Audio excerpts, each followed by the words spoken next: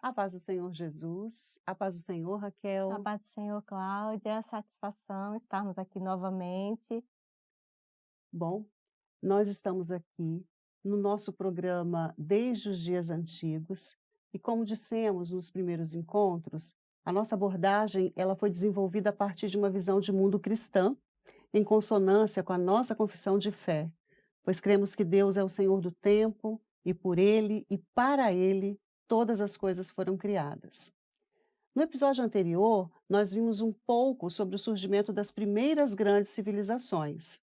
Você pode estar se perguntando, mas como ocorreu a distribuição populacional do planeta após o dilúvio? Há de se considerar que a formação dos continentes no planeta Terra é uma construção recente. Uma das teorias acerca dessa divisão dos continentes é que os territórios estavam próximos e que foram se afastando pela movimentação das placas tectônicas. Temos várias teorias sobre isso, mas vamos ver qual é a explicação bíblica para tal. A Bíblia relata, em Gênesis 10, 32, assim: são estas as famílias dos filhos de Noé, segundo as suas gerações, nas suas nações. E destes foram disseminadas as nações da terra depois do dilúvio. Interessante, né, Cláudia? Porque Moisés ele não tinha conhecimento dessas teorias quando então ele escreveu os primeiros livros da Bíblia. Pela fé, nós cremos que todos os seres humanos vieram de uma só origem, criados à imagem e semelhança de Deus. Em Atos 17, 25 e 26, nós temos que não é servido por mãos humanas, pois não necessita de coisa alguma.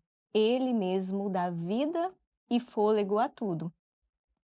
E supre cada necessidade. De um só homem, ele criou todas as nações da terra, tendo decidido de antemão onde estabeleceriam e por quanto tempo. Agora nós daremos um salto na história do dilúvio aos povos mesopotâmicos. Na antiguidade, mais da metade do crescente fértil correspondia a uma região que foi batizada pelos gregos de Mesopotâmia. A palavra Mesopotâmia tem por significado terra entre rios.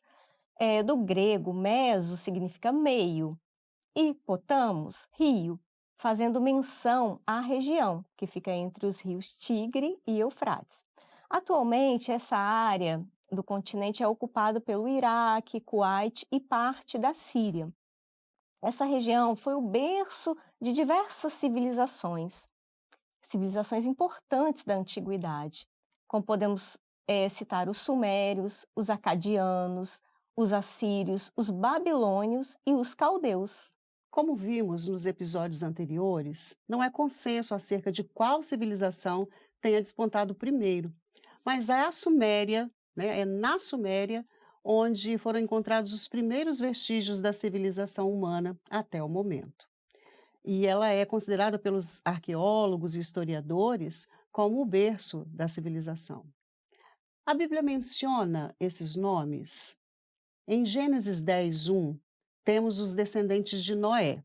Diz assim a Bíblia: estas, pois, são as gerações dos filhos de Noé, Sem, Cão e Jafé. E nasceram-lhes filhos depois do dilúvio.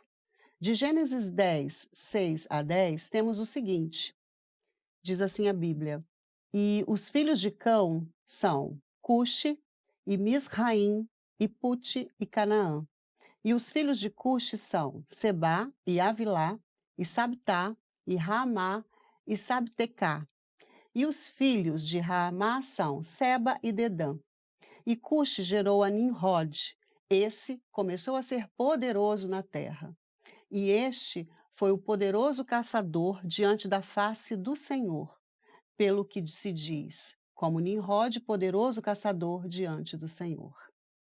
E o princípio de seu reino foi Babel, e Ereque, e Acade, e Cauné, na terra de Sinear.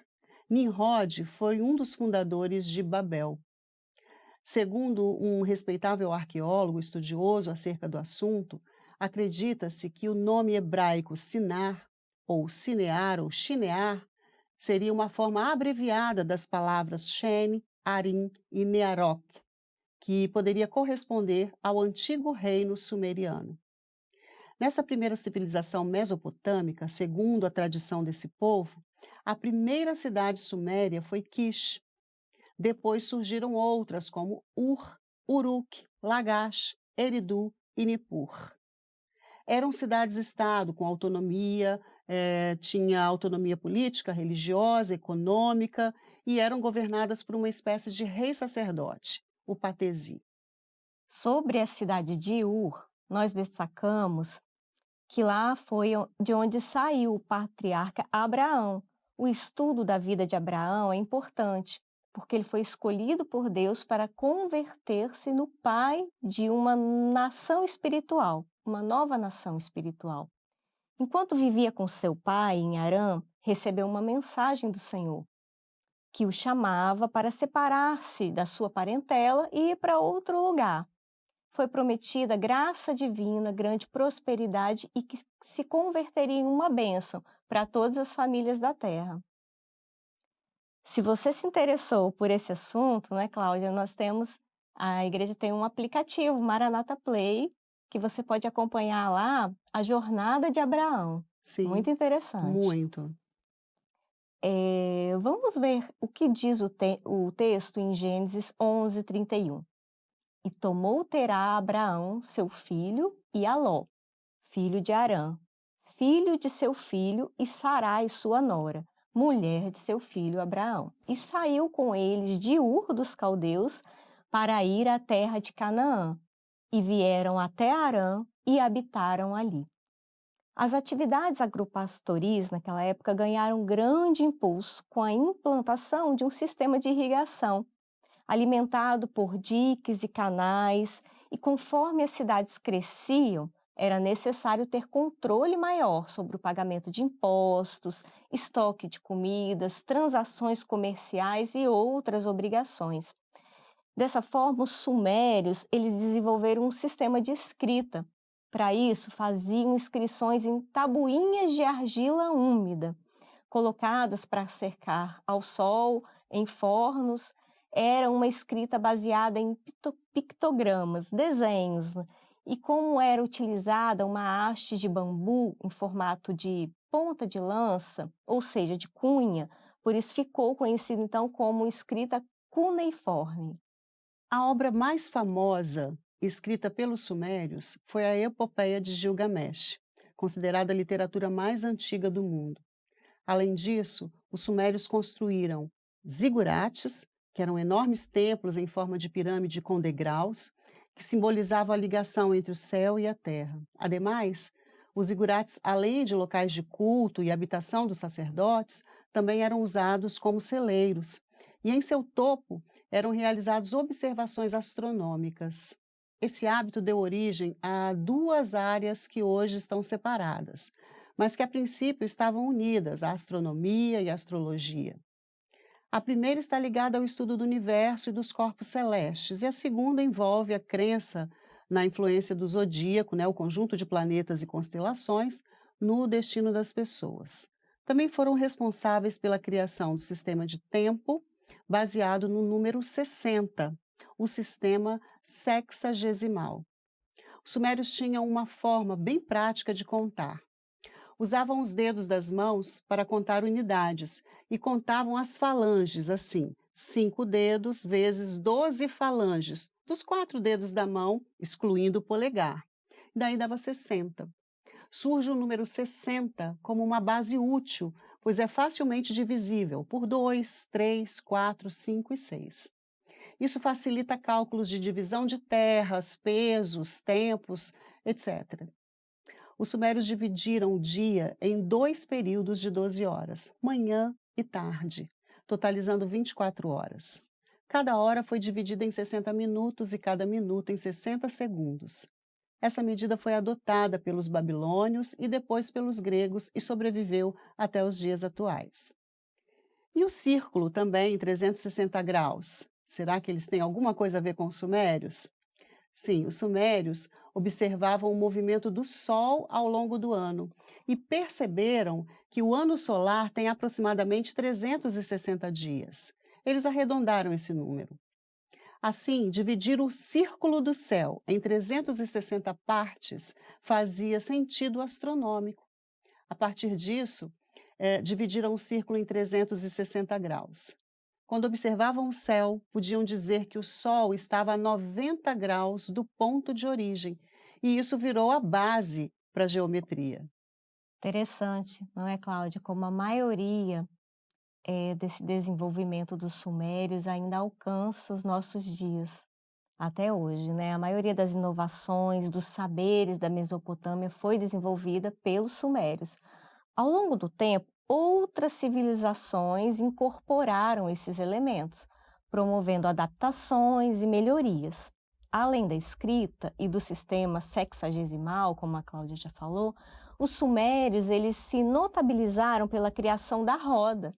Por meio desse invento, podiam percorrer trajetos de forma muito mais rápida, segura, confortável, e isso favoreceu as relações comerciais, as relações de comunicação entre os povos.